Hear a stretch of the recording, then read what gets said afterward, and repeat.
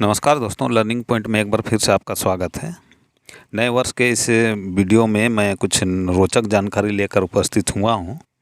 इस वीडियो में आप लोगों को बताऊंगा कि न्यूनतम तापमान क्या होता है और अधिकतम तापमान क्या होता है, और आप अपने क्षेत्र का मौसम का हाल अगले 10 दिनों के लिए कैसे पता लगा सकते हैं। और सर्दी के दिनों में सूर्य पृथ्वी के नज़दीक होता है, लेकिन हमें नज़दीक होने के बावजूद ठंडा महसूस क्यों होता है, और गर्मी के दिनों में दूर रहता है लेकिन फिर भी गर्म लगता है। तो बहुत सटीक उदाहरण मैं बताने वाला हूं, तो वीडियो का अंत तक बने रहिए। तो सबसे पहले अपने क्षेत्र का मौसम का पूर्वानुमान देखने के लिए हमें गूगल ओपन करना होगा। तो ये गूगल है, गूगल पर मैं टाइप करता हूं और यहाँ पर मैं टाइप करूँगा वेदर। तो यहाँ पर देखिए वेदर मैं टाइप कर देता हूँ, तो ये मौसम का हाल आज का बारे में बता रहा है। ये आज का मौसम है, टुडे में देखिए ये सेलेक्ट है। तो अभी का जो समय है 11:36 यानी 11:30 के करीब हो रहा है। तो ये 24 डिग्री सेंटीग्रेड अभी का तापमान बता रहा है।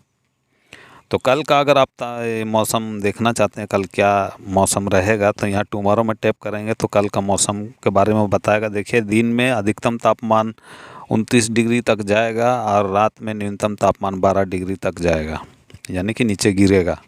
तो उसके बाद आप 7 AM का तापमान देख सकते हैं, ये 14 डिग्री बता रहा है। 8 AM का तापमान देख सकते हैं, 17 डिग्री बता रहा है। 9 AM का तापमान आप देख सकते हैं, 20 डिग्री बता रहा है। तो इस तरह से आप पूरा घंटे का तापमान देख सकते हैं।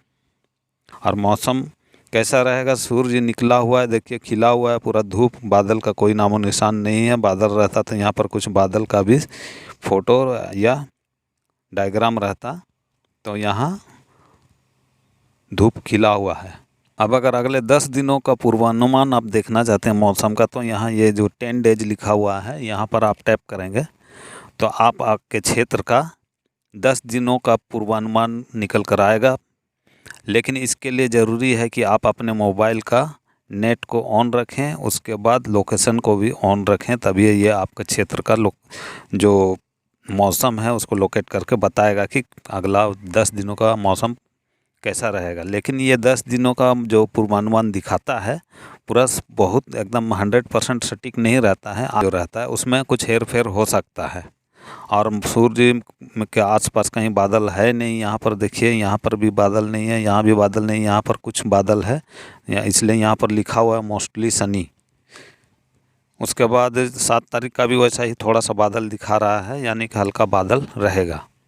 अगर बारिश होने का संभावना रहता तो उसके बारे में भी बताता है। तो इस तरह से आप 10 दिनों का आप पूर्वानुमान देख सकते हैं। अब थोड़ा न्यूनतम तापमान और अधिकतम तापमान को समझते हैं। तो यहाँ पर देखिए 28 डिग्री और 12 डिग्री है। तो 28 डिग्री अधिकतम तापमान है और 12 डिग्री न्यूनतम तापमान है। तो एक स्टैंडर्ड मानक होता है, समझ लीजिए 20 डिग्री तापमान जो होता है वो ऐसा तापमान है जहाँ पर आपको ना ठंडा लगेगा ना गर्म लगेगा। तो 20 डिग्री से जब नीचे हो जाता है तापमान, न्यूनतम तापमान जब आप देखेंगे ये नीचे वाला 20 डिग्री से नीचे है, यानी कि हमें ठंडा महसूस होगा। और अधिकतम तापमान जो होता है वो अगर 30 डिग्री से ऊपर हो जाता है तो हमें थोड़ा सा गर्मी महसूस होने लगता है। तो इस तरीके से आप अपने क्षेत्र का तापमान को देख सकते हैं और अनुमान लगा सकते हैं कि कल ठंडा होगा नहीं होगा।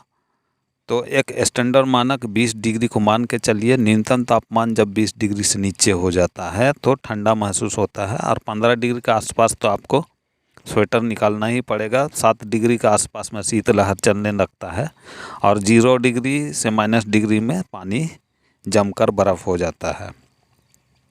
तो आप अपने क्षेत्र का तापमान को देख सकते हैं कि न्यूनतम तापमान अगर 20 डिग्री से नीचे हो गया है, जैसे यहाँ 16 डिग्री है तो कुछ ठंडा महसूस होगा। और अधिकतम तापमान अगर 20 डिग्री या 30 डिग्री से ऊपर हो गया, जैसे यहाँ 32 डिग्री है, तो धूप जब खिलेगा तो गर्मी महसूस होगा। तो इस तरीके से आप अपने क्षेत्र का मौसम का पूरा हाल समझ सकते हैं, देख सकते हैं कि क्या होने वाला है। बारिश का सीज़न में आपको बारिश का परसेंटेज भी दिखाएगा, इतना परसेंटेज संभावना है बारिश होने का, तो वो भी बताता है। तो इस तरीके से आप अपने 10 दिन का पूरा 10 दिन का परफेक्ट ये पूर्वानुमान तो सटीक नहीं रहता है, लेकिन एक अंदाज़ा लग जाता है कि क्या होने वाला है, कितना तापमान में गिरावट होगा, बारिश होगा, धूप खिलेगा, बादल छाए रहेंगे, जो भी हो। तो इस तरीक़े से आप मौसम देख सकते हैं।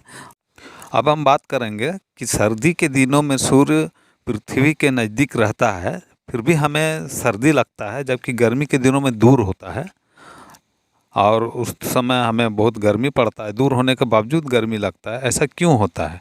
तो इसको समझने के लिए मैंने ये एक स्केच बनाया हुआ है। एक गर्मी के दिन के लिए है, एक सर्दी के दिन के लिए है।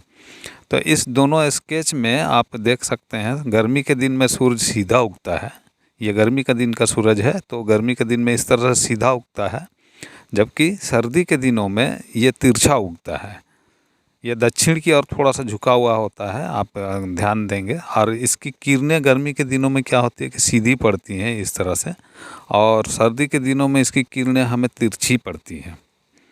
तो ये किताबी ज्ञान है। तो ये सीधी किरणें और तिरछी किरणें, इसका क्या मतलब है?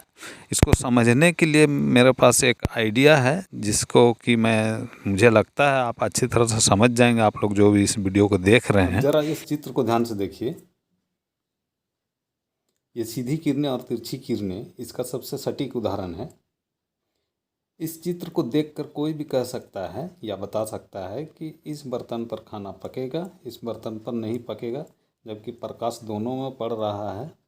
इसको आप और भी नज़दीक लेकर आएंगे जितना भी, लेकिन खाना इस पर पकेगा। भले ही इसको और थोड़ा दूर कर दें, लेकिन खाना इस पर पकेगा। तो कहने का मतलब यही है कि इसकी किरणें जो हैं या ताप जो है वो सीधा पड़ रहा है इस बर्तन पर, और इसको नज़दीक भी लेकर आएंगे तब भी इस पर सीधा ताप नहीं पड़ेगा, क्योंकि आग का ताप इस ओर होता है, ना कि इस ओर होता है इस ओर। वैसा में अगर इस ओर भी होता तो लोग अगल बगल हंडी रख कर भी खाना पका सकते हैं। तो यही चीज़ सर्दी के दिनों में और गर्मी के दिनों में होता है। सर्दी के दिनों में हमारा पृथ्वी नज़दीक चला जाता है सूर्य के, लेकिन सीध में नहीं होता है, बगल में होता है। तो इसलिए ताप क्या होता है, तिरछा हो जाता है। ताप इस ओर होता है एक्चुअली में इसका, तो हम इस ओर होते हैं, इसलिए हमें ताप महसूस नहीं होता है और सर्दी लगता है। गर्मी के दिनों में सीधा हो जाता है सूर्य। अभी जनवरी चल रहा है, मकर संक्रांति के बाद ये सूर्य इधर आना चालू करेगा धीरे धीरे, और गर्मी पहुँचते पहुँचते ये एकदम सीध में आ जाएगा और हमें गर्मी महसूस होगा। तो आशा है दोस्तों, इस उदाहरण से आप अच्छी तरह से समझ गए होंगे, इस उदाहरण से, कि सीधी किरणें और तिरछी किरणें क्या हैं। और सर्दी के दिनों में हमारा पृथ्वी सूर्य के नज़दीक चल जाता है, लेकिन हमें सर्दी लगता है। गर्मी के दिनों में दूर होने पर भी गर्मी लगता है। तो यह सबसे सटीक उदाहरण है। इस उदाहरण की सहायता से कोई भी आसानी से समझ सकता है कि क्या कारण है। तो बहुत बहुत धन्यवाद दोस्तों वीडियो देखने के लिए। धन्यवाद।